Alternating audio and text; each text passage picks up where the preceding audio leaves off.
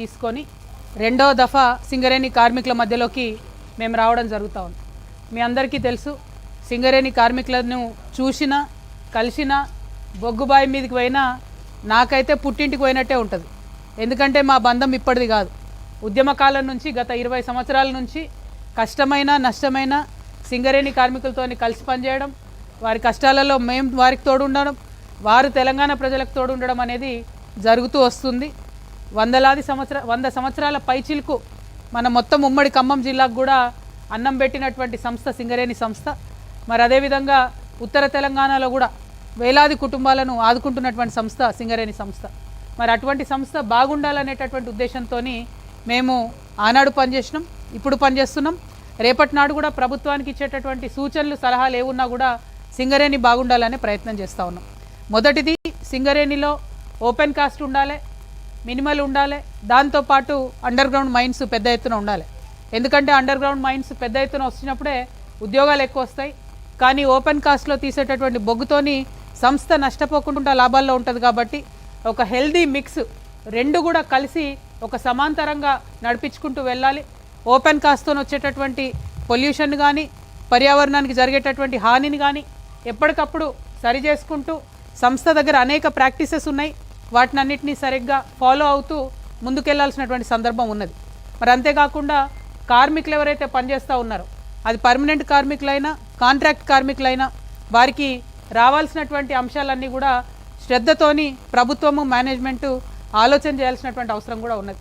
ఇవాళ పెద్దలు హెచ్ఎంఎస్ అన్న రియాజ్ అన్న గారు దాదాపు 40-45 సంవత్సరాల నుంచి కూడా కార్మికుల హక్కుల కోసం నిరంతరం పోరాటం చేస్తున్నటువంటి వ్యక్తి.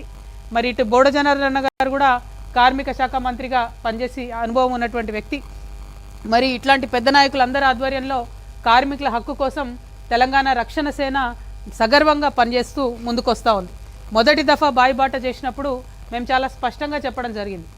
ప్రభుత్వం సింగరేణి సంస్థను నష్టాల్లోకి నెడతా ఉన్నది, మీరే 54,000 కోట్ల రూపాయలు ఇవ్వాలి, అది ఇవ్వకుండా సంస్థను ఇబ్బంది పెడతా ఉన్నారు. ఎందుకు అంటే డైరెక్ట్గా ఇవాళ గని లోపలికి దిగేటటువంటి కార్మికుడికి ఆఫీసర్లు పనిముట్లు ఇవ్వడం లేదు. ఎందుకు ఇవ్వడం లేదు అని అంటే పనిముట్లు కొనడానికి మా దగ్గర డబ్బు లేదు, ప్రభుత్వం డబ్బు ఇవ్వలేదని స్ట్రేట్ ఫార్వర్డ్గా ఆఫీసర్లు చెప్తున్నటువంటి పరిస్థితి. పనిముట్లు లేకపోతే 300 మీటర్ల లోతున 600 మీటర్ల లోతున దిగినటువంటి కార్మికుడి యొక్క భద్రతకు మరి ఎవరు భరోసా ఇవ్వాలి? పనిముట్లు లేనటువంటివి, మెషిన్లు రిపేర్ కాకుండా ఉంటే అదనంగా అయ్యేటటువంటి శారీరక శ్రమకు ఏమన్నా కాంపన్సేషన్ ఇస్తున్నామా? ఇస్తలేం. ఇవాళ ఇక్కడికి డిస్మిస్ కార్మికులు వచ్చినారు, 100 మస్టర్ 150 మస్టర్ అని చెప్పి వాళ్ళకేమో స్ట్రిక్ట్ రూల్స్ పెడతారు. కార్మికులు బాయిలోకి దిగాలంటే 8:30 లోపల మ్యాన్ రైడింగ్ మెషిన్ ఎక్కాలా, లేకపోతే బంద్ చేస్తామని చెప్తారు. మరి ఆ రూల్స్ రెగ్యులేషన్స్ ఆఫీసర్లకు వర్తించవు, ఆ రూల్స్ రెగ్యులేషన్స్కి పెద్ద జాబ్లు ఉన్న వాళ్ళకి వర్తించవు. మరి 1 విజన్ 1 ఫ్యామిలీ సింగరేణి ఫ్యామిలీ అని చెప్తారు. కానీ ఇవాళ సింగరేణిలో 2 విజన్స్ ఉన్నాయి, 2 ఫ్యామిలీస్ ఉన్నాయి. ఆఫీసర్లకు ఒక రూలు, కార్మికులకు ఒక రూలు. దీన్ని హెచ్ఎంఎస్ కానీ టీఆర్ఎస్ కానీ ఎట్టి పరిస్థితుల్లో ఒప్పుకోదు. కార్మికుల సంక్షేమం కోసం కట్టుబడి మేము పనిచేస్తూ ఉన్నాం. ఎట్ ద సేమ్ టైం మా విధానం మేము ముందు నుంచి చెప్తూ వచ్చినాం. నిజాం ప్రభు ఉన్నప్పుడు టోటల్ గోదావరి వ్యాలీలో ఉన్న బొగ్గు గనులన్నీ కూడా సింగరేణి సంస్థకు ఆయన ఇస్తూ ఒప్పందం చేసినాడు. కేవలం కాంగ్రెస్ పార్టీ చేసినటువంటి బొగ్గు స్కామ్ తర్వాత, ఆ 2 ఏళ్ల తర్వాత వేసినటువంటి ఎంక్వైరీలో ఆనాడు అధికారంలోకి వచ్చినటువంటి బీజేపీ ప్రభుత్వం అన్ని బొగ్గు బ్లాక్లను కూడా నేషనలైజ్ చేయడం జరిగింది. దానిలో భాగంగా మనకు హక్కుభుక్తంగా మన నిజాం రాజు రాసిచ్చినటువంటి బొగ్గు గనులు కూడా నేషనల్ పూల్లోకి వెళ్ళిపోయినాయి. ఇవాళ సింగరేణి నుండి మరి నేను కిషన్ రెడ్డి గారిని ఛాలెంజ్ చేశాను, మీరు నిజంగా తెలంగాణ బిడ్డ అయితే ఖచ్చితంగా మన తెలంగాణ బొగ్గు గనులు టెండర్ లేకుండా బేషరతుగా సింగరేణికి అప్పగించాలని చెప్పి మేము ఛాలెంజ్ చేసినాం. చేసి నెల రోజులైంది. ఈ లోపలనే ఒక్క బొగ్గు గని ఇచ్చిర్రు మనకు, తాడిచెర్ల 2 ఇచ్చి ఏదో పెద్ద మనకు ఉపకారం చేసినట్టు మాట్లాడుతాను కిషన్ రెడ్డి గారు. ఇంకా 17 పెండింగ్ ఉన్నాయి. మీరు దయచేసి బొగ్గు మంత్రిగా ఉన్నారు, ఆ 17 గనులు కూడా బేషరతుగా ఇవ్వండి. ఇవాళ మనం కొత్తగూడెంలో ఉన్నాం, మనుగూరులో ఉన్నటువంటి మైన్ 3 ఏళ్ల ఖతమవుతున్నది. దాని పక్కన మరి డిప్ సైడ్లో ఉన్నటువంటి మైన్ మనకు రావాలంటే కిషన్ రెడ్డి గారే సంతకం పెట్టాలి. మనకి ఇవాళ బయ్యారంలో ఉన్నది మైను, దాన్ని ఇంతవరకు ఓపెన్ చేయలేదు. గుండాలలో ఉన్నది పెద్ద మైను, సూపర్ ఏ క్లాస్ బొగ్గున్నది, ఇంతవరకు దాన్ని ఓపెన్ చేయలేదు. ఇవాళ ఇల్లందులో కూడా అదే పరిస్థితి. ఇవాళ కొత్తగూడెం భద్రాద్రి జిల్లాలో ఉన్న కొత్తగూడెం కానీ, అశ్వరావుపేట కానీ, పినపాక కానీ, భద్రాచలం కానీ, ఈ అన్ని నియోజకవర్గాలకు సంబంధించి సింగరేణి అన్నం పెట్టేటటువంటి పరిస్థితి ఉన్నది. కానీ కేవలం భారతీయ జనతా పార్టీ చేస్తున్నటువంటి నిర్లక్ష్య వైఖరితోని, వాళ్ళు మనకు బొగ్గు గనులు ఇవ్వకపోవడంతో సత్తుపల్లి కావచ్చు అదే పరిస్థితి ఉన్నది. సో నేను ఇవాళ డిమాండ్ చేస్తూ ఉన్నాను కిషన్ రెడ్డి గారిని, ఒక్కటిచ్చి మీరేం గొప్పతనం చేస్తలేరు. మిగతా 17 పెండింగ్ ఏవైతే ఉన్నాయో ఆ మైన్స్ కూడా వితౌట్ ఆక్షన్ బేషరతుగా డైరెక్ట్గా సింగరేణికి అప్పచెప్పాలి. రెండవది, తెలంగాణ రక్షణ సేన మా యొక్క విధానం ఏంటంటే సింగరేణికి వచ్చినటువంటి గన్లను ఓపెన్ కాస్ట్ కూడా సింగరేణే చేయాలి యాజమాన్యం. దాంతో ఏం అడ్వాంటేజ్ అవుతుందంటే ఒక్కొక్క ఓసీల దాదాపు 2 నుంచి 2500 మందికి పర్మనెంట్ ఎంప్లాయ్మెంట్ వస్తుంది, మంచి జాబ్స్ వస్తాయి. అదే ఓపెన్ కాస్ట్ నువ్వు ప్రైవేట్ వాళ్ళకి ఇస్తే ఏ ఒరిస్సా నుంచో ఏ బీహార్ నుంచో తీసుకొని వచ్చుకుంటారు, కాంట్రాక్ట్ ఎంప్లాయీస్ని తీసుకొని వస్తారు. వాళ్ళకు కూడా కనీసం మానవ హక్కులు లేనటువంటి పరిస్థితి ఉంటుంది, మన పిల్లలకు ఉద్యోగాలు ఇవ్వలేని పరిస్థితి ఉంటుంది. ఇవాళ ఇదే సత్తుపల్లిలో ముఖ్యమంత్రి గారి బావమరిది గారికి ఓపెన్ కాస్ట్ మైన్ ఉన్నది. ఇప్పుడు వస్తుంటే కూడా మా కార్మికులు అడిగినారు, అక్క లోకల్ వాళ్ళకి జాబ్లు ఇస్తలేరు, ఒక 50 మంది కన్నా ఇయ్యమనండి అని అడిగినారు. అడుక్కోవాలన్నా మనము కాంట్రాక్ట్ ఇచ్చి ఉల్టా మేము అడుక్కునే పరిస్థితి వస్తున్నది. ఇందుకే చెప్తా ఉన్నాం, పాలసీ నిర్ణయం జరగాలి, ఓపెన్ కాస్ట్ ప్రభుత్వం మన సింగరేణే చేసుకోవాలి. ఇవాళ తాడిచెర్ల 2 ఏదైతే కేంద్ర ప్రభుత్వం ఇచ్చిందో దాన్ని కూడా పోయినసారి బీఆర్ఎస్ గవర్నమెంటు ఏఎంఆర్ అనే సంస్థకు తాడిచెర్ల 1 బొగ్గు బ్లాక్ ఇచ్చింది. తాడిచెర్ల 2 మాత్రం సింగరేణియే టేకప్ చేయాలి. ఎండిఓ మైనింగ్ డెవలప్మెంట్ ఆపరేటర్ అనేటటువంటిది ఉంటుంది. అంటే కంప్లీట్గా ప్రైవేటు వ్యక్తులకు ఇచ్చేస్తారు మైన్ మొత్తం. తాడిచెర్ల 1 అట్లనే ఇచ్చిండ్రు. ఇవ్వడం వల్ల ఏమైంది, సింగరేణికి ₹1 కూడా లాభం రాలేదు, ఒక్క తెలంగాణ బిడ్డకు కూడా ఉద్యోగం రాలేదు. ఆ సామ్రాజ్యం వేరే ఉంటుంది, ప్రైవేట్ వాడిది ఉంటుంది. అక్కడ ఎంతమందికి ఉద్యోగాలు ఇచ్చిరో కూడా తెలిసే పరిస్థితి ఉండదు. ఆనాడు దొడ్డిదారులు ఇచ్చిరు, జెన్కోకి ఇచ్చి జెన్కో నుండి ఏఎంఆర్కి ఇచ్చిండ్రు. సో దానికి సంబంధించి మన కంట్రోల్ ఉండదు. ఇవాళ తాడిచెర్ల 2 ఎట్టి పరిస్థితులలో ఏఎంఆర్ కావచ్చు, ఇంకోరు కావచ్చు ఇవ్వడానికి లేదు. సింగరేణి కంట్రోల్లోనే ఉండాలి, సింగరేణి డెవలప్ చేయాలనేది మా డిమాండ్. ఈ విధంగా సింగరేణి సంస్థను కాపాడుకోవాలి, కాపాడుకుంటూ ముందుకెళ్లాలనే ఉద్దేశంతో మేము పనిచేస్తూ ఉన్నాం. మరి ఒక పక్క సింగరేణి సంస్థను కాపాడుకుంటూ ఇంకొక పక్క సింగరేణి కార్మికులు 62,000 మంది తెలంగాణ రాకముందు సింగరేణిలో కార్మికులు ఉండే. ఇవాళ సంఖ్య 38,000, 2,000 ఆఫీసర్లు, 38,000 కార్మికులు. 62,000 నుండి 38,000కు పడిపోయింది. అది కూడా ఆనాడు డిపెండెంట్ ఎంప్లాయ్మెంట్ గురించి కేసీఆర్ గారు నిర్ణయం తీసుకుంటే మేమందరం ఆఫీసర్లు ఎంటబడి కోర్టులలో కేసులు కాకుండా ఎవరు అప్లై చేస్తే వాళ్లకు ఖచ్చితంగా అన్ఫిట్ చేయాలి. వాళ్ళ పిల్లకి ఇచ్చుకుంటాడా, పిల్లగానికి ఇచ్చుకుంటాడా, అల్లునికి ఇచ్చుకుంటాడా, పక్కింటి ఆయనకి ఇచ్చుకుంటాడా, మాకు అవసరం లేదు.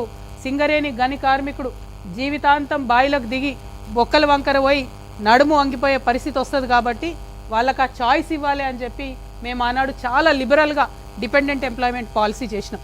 ఇవాళ అదంతా బొడగొడుతున్నారు కాంగ్రెస్ వాళ్ళు. కేవలం డబ్బు ఎవరికి ఇస్తే వాళ్ళని అన్ఫిట్ చేయాలనేటటువంటి పరిస్థితి వచ్చింది.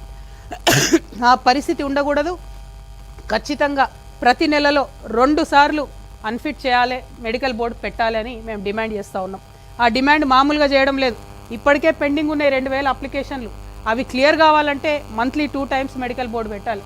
అవి క్లియర్ అయిన తర్వాత మంత్లీ ఒకసారి పెట్టినా కూడా నడుస్తుంది. కానీ మీరు స్పష్టంగా గవర్నమెంట్ ఆర్డర్ ఇస్తారా, సింగరేణి నుంచి పత్రికా ప్రకటన ఇస్తారా, మాకు సంబంధం లేదు. మీరు క్లియర్గా చెప్పాలి. మీ అనుబంధ సంఘాలతోని లీకులు చేయించడం, మెడికల్ బోర్డు పెడుతున్నాం 15వ తారీఖు నాడు అంటే కుదరదు. మీకు మేము లాస్ట్ మంత్ 28th నెల రోజులు టైం ఇచ్చినాం ప్రభుత్వానికి. వచ్చే 20వ తారీఖు లోపల సింగరేణి నుండా ప్రభుత్వం నుండా విస్పష్టమైన ప్రకటన చేయాలి. లేకపోతే ప్రజాస్వామ్యయుతంగా నేను నిరవధిక నిరాహార దీక్ష రామగుండం ఏరియాలో చేపట్టడం జరుగుతుంది. ఎందుకంటే సింగరేణి గని కార్మికుల యొక్క హక్కును కాపాడడానికి మా ప్రాణాలనైనా పనంగా పెట్టి పోరాటం చేస్తామని చెప్తున్నాం. చెప్పడమే కాదు, చేసి చూపిస్తాం కూడా. ఇంకొక మాట, 3,000 మంది అలియాస్ నేమ్స్తో ఇబ్బంది పడే కార్మికులు ఉంటారు. తండ్రికో పేరు ఉంటుంది, కొడుకు జాబ్ ఎక్కుతాడు, ఈ జాబ్ కానటువంటి పరిస్థితి విచిత్రంగా ఉంటుంది. సో ఇప్పుడు వాళ్ళు మళ్ళీ పోదాము అనుకుంటే మీ పేరు లేదు కదా మ్యాచింగ్ అని కొత్త ఉద్యోగం ఇవ్వనటువంటి పరిస్థితి ఉంటుంది. పైగా విజిలెన్స్ కేసులు పెట్టి ఒక 150 మందిని వేధిస్తూ ఉన్నారు. కామెడీ ఏంటంటే 10వ తరగతి లేదంటూ. సింగరేణికి చదువుకి ఏం సంబంధమో నాకు అర్థమవుతలేదు. ఎందుకంటే అంతకుముందు ఇక్కడ మనం సింగరేణి మొదలు స్టార్ట్ అయినప్పుడు రన్నింగ్ పెట్టి తీసుకున్నారు జాబ్స్. అప్పుడు చదువుకు అవసరం లేదు, ఫిజికల్ ఫిట్నెస్తో సంబంధం ఉంటుంది సింగరేణిలో. అవన్నీ కూడా పక్కకు పెట్టి కేవలం డబ్బులు దండుకోవడానికి ఈ ప్రభుత్వం చేస్తుంది. అలియాస్ పేర్ల సమస్య కూడా తీర్చాలి. డిస్మిస్ కార్మికులకు సంబంధించి వారికి వన్ టైం సెటిల్మెంట్ కింద మళ్ళొకసారి జాబ్ ఇచ్చే అవకాశం ఇవ్వండి. ఈసారి కండిషన్స్ లిబరల్గా పెట్టండి. వారిని అందరినీ కూడా జాబ్లోకి తీసుకోవాలని నేను డిమాండ్ చేస్తూ ఉన్నాను. అంతేకాదు ఇక్కడ కొత్తగూడెంలో సాంబశివరావు గారు ఉన్నారు, ఎమ్మెల్యే గారు. ఆయన అధికారం పంచుకుంటాడు, కానీ కార్మికులకు మెడికల్ బోర్డు పెట్టకుండా అన్యాయం జరిగితే మాట్లాడరు. కార్మికులకు ఏదైతే వాగ్దానం చేసిండ్రో సొంత ఇంటి కళ, దాని గురించి ఒక్క అడుగు ముందుకు పడపోయినా సాంబశివరావు గారు మాట్లాడరు. 25 లేబర్ కోడ్లు దేశవ్యాప్తంగా కుదించి 4 లేబర్ కోడ్లు చేసిన సాంబశివరావు గారు మాట్లాడరు. కానీ ఎర్ర జెండా వేసుకుంటారు, కాంగ్రెస్ పార్టీతో అలైబలై చేసుకుంటారు. ఎర్ర జెండా అంటేనే విప్లవాల జెండా, ఎర్ర జెండా అంటేనే కార్మికుల పక్షాన నిలబడాల్సినటువంటి జెండా.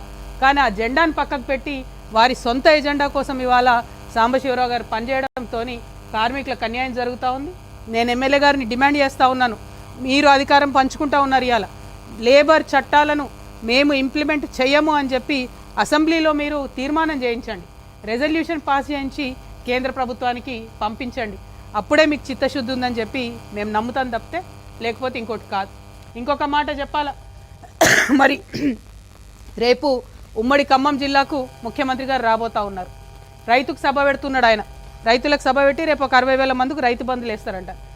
జనాలేమో ప్రజలేమో వాళ్ళకు ఒకటేసారి ఓట్లు వేసిరు, కానీ వీళ్ళేమో ఇన్స్టాల్మెంట్లలో రైతు బంధులు వేస్తారు, ఇన్స్టాల్మెంట్లలో పెన్షన్లు వేస్తారు. అది కూడా ఏంది 30 నెలల్లో 3 సార్లు ఎగబెట్టిరు. ఒకసారి సగం వేసిరు 2 ఎకరాల కాడికే, 2 సార్లు మాత్రం పూర్తిగా వేసిండ్రు. అంతేకాదు ఇంకో పక్క యూరియా, దాన్నైతే మరీ ఘోరం. మొన్నటిదాకా యాప్ పెట్టిరు. ఆ యాప్ వద్దు మహాప్రభు అని మేమందరం మొత్తుకుంటే ఇప్పుడు యాప్ తీసేసి మీ సేవా కేంద్రంలో పెడతాడట. అంటే రైతు ఎద్దు ఇడవాలి, వ్యవసాయం ఇడవాలి, నాగలు ఇడవాలి, అన్ని ఇడిచిపెట్టి ఆయన పోయి మీ సేవా కేంద్రంలో లైన్ కట్టి కూర్చోవాలి, ఆడికి పోయి యూరియా తెచ్చుకోవాలి. ఎందుకోసం ఇవి ఎక్కడ లేని వింత పోకడలు, లేని ఎక్స్పెరిమెంట్లన్నీ రైతులతో ఎందుకు చేయాలి ముఖ్యమంత్రి గారు? పైగా ముఖ్యమంత్రి గారు ఇక నాకంటే మించిన రైతు బాంధవుడు లేదన్నట్టు ఆయన మాట్లాడుతూ ఉన్నాడు. బోనస్ ఇస్తామని చెప్పారు కదా అన్ని పంటలకు, ఒక్కసారి తప్పితే ఎవరికి బోనస్ ఇవ్వలేదు. ఇప్పుడేమో మేము చెప్పిన 7 రకాల వడ్లేస్తేనే బోనస్ ఇస్తామని చెప్పి మళ్ళా బోగస్ మాటలు మాట్లాడుతూ ఉన్నారు. ఇవన్నీ పక్కకు పెట్టి రేపంట లక్షలాది మందితో కలిసి డిప్యూటీ సీఎం గారు ఖమ్మంలో సభ పెడతా ఉన్నారట. నేను కొత్తగూడెం ప్రజల తరఫున, కొత్తగూడెం జిల్లా ప్రజల తరఫున ఒకటే ప్రశ్న వేస్తూ ఉన్నా. ఖమ్మం నుంచి 3 మంత్రులు ఉన్నారు. సరే ఉమ్మడి ఖమ్మం అన్న ఈ ప్రాంతం మీద కూడా వారికి ప్రేమ ఉండాలి.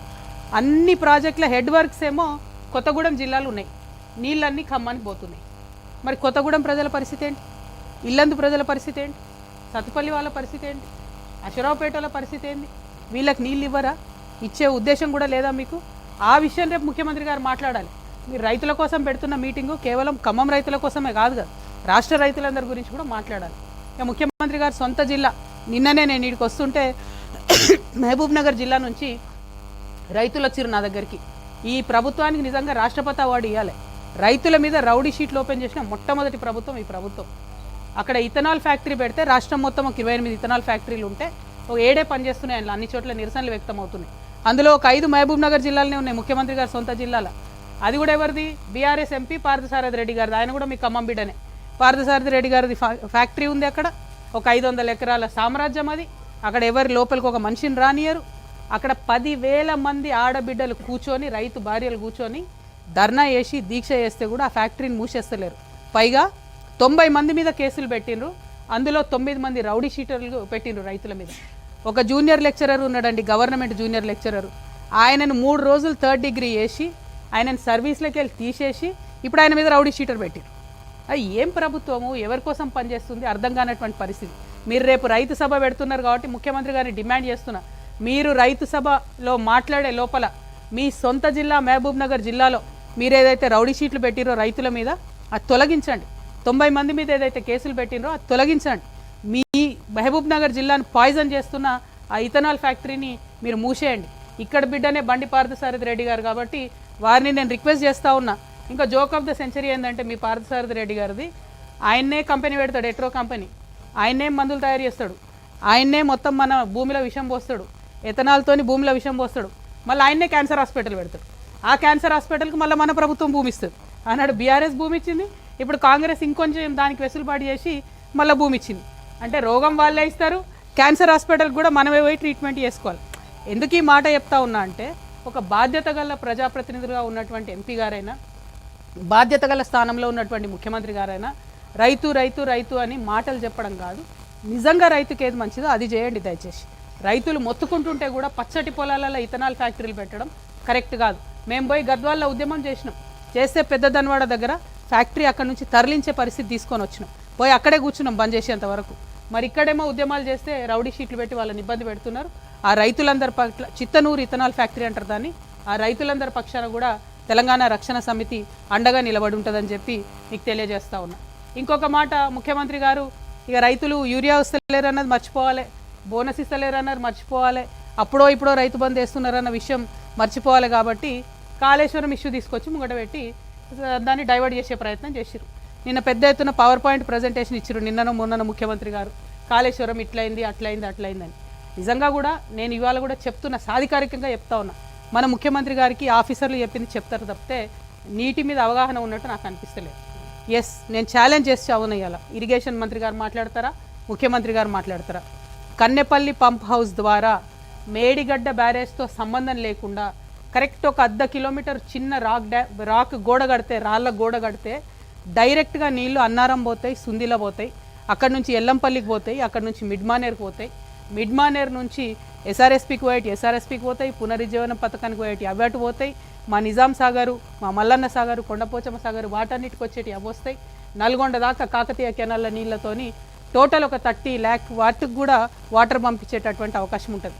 కానీ కేవలం అవగాహన రాహిత్యంతో, అహంకారంతో, అవినీతి మరకలు పాత గవర్నమెంట్ మీద వేయాలన్నటువంటి దుగ్ధతోని ఇంతమంది రైతులు ఇన్ని లక్షల ఎకరాలను ఎండబెడతా ఉన్నారు ముఖ్యమంత్రి గారు. ఇది కరెక్ట్ కాదు.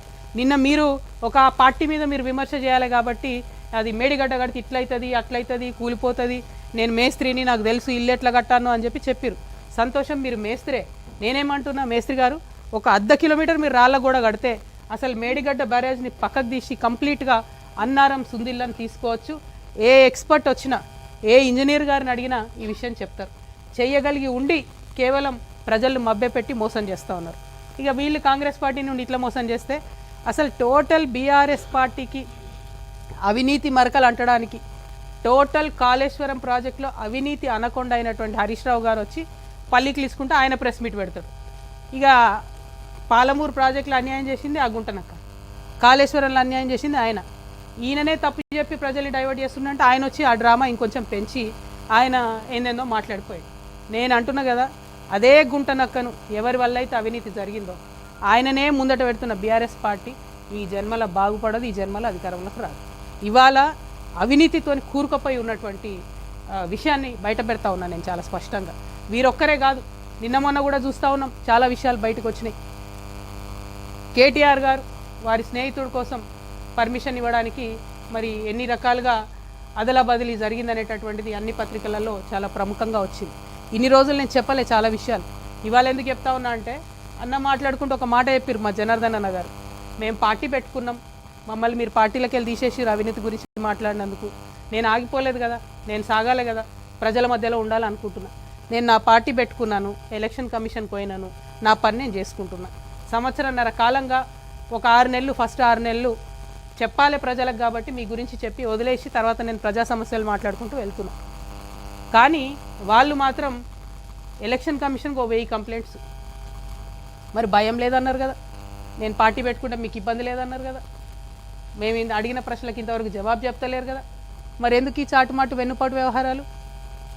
ఎవరన్నా మీలాంటి పత్రికా మిత్రులు మా వార్త రాస్తే సిగ్గు లేకుండా గుంటనక్క ఫోన్ చేసి ఎందుకు వేస్తాను, ఎందుకు వేస్తున్నారు వార్తలు ఏకండి. అదేవిధంగా ఇంగ్లీష్ మాట్లాడతాడు కేటీఆర్ సార్ కాబట్టి ఇంగ్లీష్ వాడు ఎవడన్నా వార్త వేస్తే ఢిల్లీకి ఫోన్ చేసి ఎందుకు వేస్తారని నేను అడుగుతాడు ఇంగ్లీష్లో, వాళ్ళు ఫోన్ చేసి చెప్తారు నాకు. ఇంత సిగ్గులేని వ్యవహారం ఎందుకు? ఒక ఆడబిడ్డగా నేను చాలా ధైర్యంగా ప్రజల మధ్యలో ఉంటాను, నేను వెళ్తున్నా. ఆంబోతుల్లాగా అడ్డగాడిదల్లాగా ఎందుకు నా కాళ్ళల్లో కట్టెలు పెట్టే పనులు చేస్తున్నారు నాకు అర్థమవుతలేదు. ఏం అవసరం ఉంది మీకు? ఒక్క ప్రశ్న కన్నా సమాధానం చెప్పిరా నేను అడిగిన వాటికి? ఇంకా నేను ఎక్కడ కూడా పర్సనల్ ఇష్యూస్ మాట్లాడను కూడా నా ప్రాణం పోయినా. కానీ ఆ బీఆర్ఎస్ పార్టీలో వీళ్ళిద్దరూ జోడెడ్లలాగా నడపాల్సిన వాళ్ళు ఇద్దరు కూడా దున్నపోతుల్లాగా ప్రజల ఇష్యూలు మర్చిపోయి కేవలం అవినీతి ఇష్యూస్ మాట్లాడడం, ఇప్పటికి కూడా అడ్డగోలుగా అవినీతి పరులను కాపాడ్డాం. మొన్న నేను ఉద్యమకారుల పక్షాన పోయి అక్కడ ఉద్యమం చేస్తున్నా అండి. ఏం డ్రామా చేసిండ్రు కాంగ్రెస్ బీఆర్ఎస్ కలిసి? అంటే మీకు ఆ పూటకు నన్ను ఆపడానికి, ఉద్యమకారుల వార్తలు రాకుండా ఉండడానికి అయితే కాంగ్రెస్తో జతగడతాడు, అయితే బీజేపీతో జతగడతారు. ఏముంటుంది నీతి నియతు న్యాయం ఏముండదా? ఒక పార్టీకి ఒక లైన్ ఉండదా? ఏంటది డైరెక్షన్లెస్గా పోయి అక్కడ డ్రామా. ఆయన గుంటనక్క కింద పడ్డాడట, ఈయన పోయి ఆయనను పరామర్శించిండట. ఏడ కింద పడ్డాడో ఏమైందో అసలు ఎంత విచిత్రం అంటే ఆ రోజంతా మీరు చూస్తే ప్రతి ఒక్కరికి ఫోన్లు చేసి మీరు ఉద్యమకారుల వార్తలు వేయొద్దు. ఎందుకు వేయొద్దు? వచ్చేదా తెలంగాణ ఉద్యమకారులు లేకపోతే? మీరు మాట్లాడతలేరు. నేను ఒత్తిడి తెస్తున్నా కాంగ్రెస్ ప్రభుత్వం మీద, ఉద్యమకారులకు ఇచ్చిన మాట చేయాలని. మీకేం ప్రాబ్లము? మీరెందుకు అడ్డుపడతాను? ఎస్, ఇవాళ అడుగుతా ఉన్నా నేను. 1400 కోట్లు ఇవాళ బీఆర్ఎస్ పార్టీ అకౌంట్లు ఉన్నాయి కదా, అవి క్విట్ ప్రోకి కింద వచ్చినాయి కాదా? అవినీతి సొమ్ము కాదా? ఆంధ్ర కాంట్రాక్టర్లు ఇచ్చినాయి కాదా? పంచండి. అవినీతి సొమ్ము అంతా కూడా అమరవీరుల కుటుంబాలకు పంచండి. కుటుంబానికి ₹1 పంచండి. రండి, పంచిన తర్వాత అప్పుడు గ్రౌండ్లకు రండి, నాతో సమానంగా ప్రజల మధ్యలోకి వచ్చి నిలబడండి. ఇలా ఒంటరిగా నేను పోరాటం చేస్తుంటే మీరందరూ డబ్బులు పెట్టుకొని వచ్చినటువంటి అనేకమైనటువంటి అవినీతితో వచ్చినటువంటి అనేకమైన అంశాలను పెట్టుకొని నన్ను ఇబ్బంది పెడతారేంది? నిన్నగాక మొన్న కేటీఆర్ గారు ఒక పేపర్ కొన్నారు 128 కోట్లు, దాదాపుగా అంతే 188, 188 కోట్లతోని పయనీర్ అని ఇంగ్లీష్ పేపర్ కొన్నాడు ఆయన. అంటే ఇక తెలుగులాడిన అబద్ధాలు జాడదు అన్నట్టు ఇప్పుడు ఇంగ్లీష్లో కూడా అబద్ధాలు ఆడతారు అన్నట్టు. I'm appealing to everybody, Pioneer paper is now been bought by BRS, so please don't trust that paper. Whatever comes in Pioneer is BRS's view. ఏంది ఇది? పత్రికలు కొంటాం, యూట్యూబ్ ఛానల్ కొంటాం. ప్రజాబలం ఉండాలి, గుండె ధైర్యం ఉండాలి, ధనబలం ఉంటే ప్రదర్శించుకోండి అవసరమైన కాడ. మొన్న ఇక్కడికి వస్తే కూడా ఫ్లైట్లో వచ్చిపోయారేమో కదా, హెలికాప్టర్లలో వచ్చిపోండి. మేము సామాన్యులం, మేము కార్లలో పోతున్నాం. పాయింట్ అది కాదు. పాయింట్ ఏంటంటే ప్రజల మీద, ప్రజా సమస్యల మీద పోటీ పెట్టుకోండి మాతో. మా కాళ్ళల్లో కట్టెలు పెడితే ఏమొస్తుంది? వెనకంగా పోయి ఎప్పటికన్నా మాతోనే వచ్చి చేరుతుంది.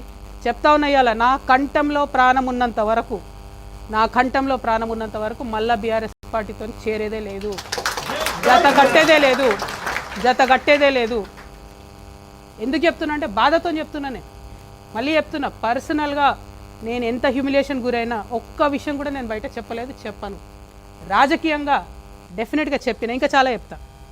ఇలా పొద్దున్నే ఫీనిక్స్ ట్వీట్ చేసిన నేను, 80,000 కోట్ల తెలంగాణ ప్రజల ఆస్తుంది. ఎవడబ్బా సొమ్ము ఇచ్చింది? ఎవరు?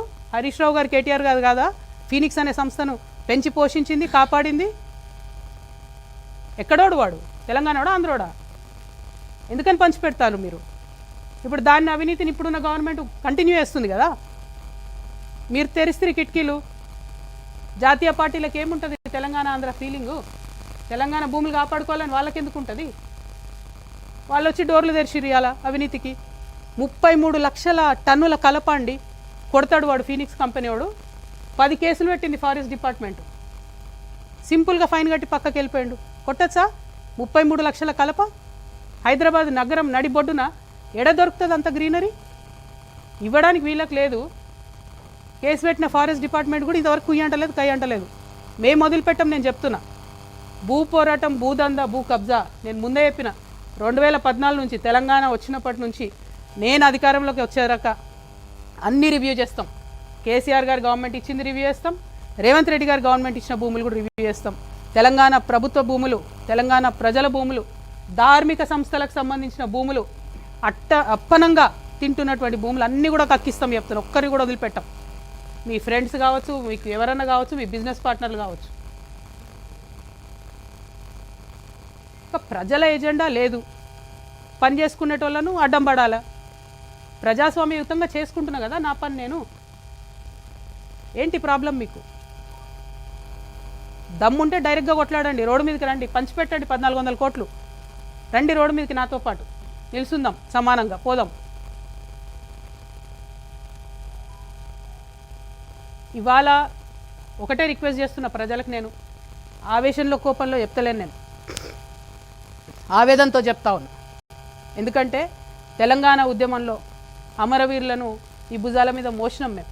సువర్ణ అనే పాప చచ్చిపోతే ఆ శవాల మీద పడి ఏడ్చినాం మేము. ఆనాటి నుండి ఈనాటి వరకు కూడా తెలంగాణ ఉద్యమకారుల పక్షానే నిలబడ్డానే. మీ అందరికీ తెలుసు, సింగరేణిలో కాంట్రాక్టర్లతో ఎవరు మాట్లాడుకున్నారో తెలుసు, కార్మికుల పక్షాన ఎవరు ఉన్నారో మీకు తెలుసు. దాస్తే దాగేటి విషయాలు కాదు ఇవి. ఎక్కడ ఆగవు అవినీతి చేస్తే.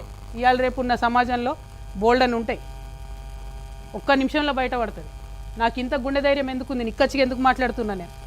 ఆ పార్టీలో ఉన్నప్పుడు కూడా నేను ఫైట్ చేసిన ఉద్యమకారుల కోసం. ఆ పార్టీలో ఉన్నప్పుడు కూడా తెలంగాణ వనరులు కాపాడడం కోసం ఫైట్ చేసిన. తెలంగాణ కాంట్రాక్టర్లకు ఇవ్వాలి, ఆంధ్ర కాంట్రాక్టర్లకు ఎందుకని ఫైట్ చేసిన? ఎందుకంటే తెలంగాణలో ఉన్న చిన్న చిన్న కాంట్రాక్టర్లు ఉద్యమాలు చేసే సందర్భంలో చాలా సంఘాలకు డబ్బులు ఇచ్చి తోలేదు వాళ్ళను. తెలంగాణలో ఉన్న చిన్న చిన్న బడ్జెట్ స్కూల్స్ బస్సులు ఇచ్చి తోలేదు వాళ్ళను ఉద్యమాలకు.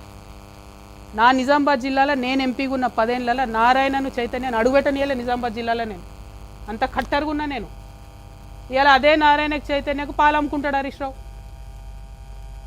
మళ్ళీ డిమాండ్ చేస్తున్న ముఖ్యమంత్రి గారు, నేను పెద్ద పెద్ద స్కూల్స్ 500 జనాభా దాటితే విజయ డైరీ పాలే కొనాలా. 100% తెలంగాణ రైతులకు లాభం జరగాలి, పాడి రైతులకు. ప్రైవేట్ వాడికి లాభం జరిగేది ఏంది? ఫీజులు తగ్గిస్తున్నాడా? ఫీజుల నియంత్రణల కోసం చట్టాలు తేవాలంటే వీరు చేసిండ్రా?